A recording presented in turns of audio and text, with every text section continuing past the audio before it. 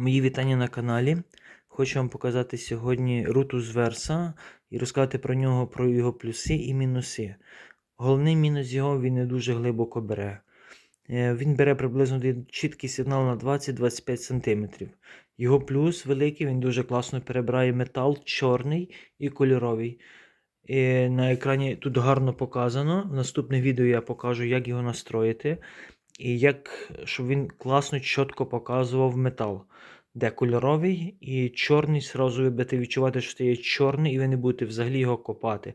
Це його великий плюс. Надіємось на те, що потім вийде ще якась новіша, крутіша до нього катушка з більшою глибиною. Це було б дуже класно. Отаке во. Зараз поки перебрав на старому полі, де я був з мінелабом ходив, де він не побачив, він оці зловив.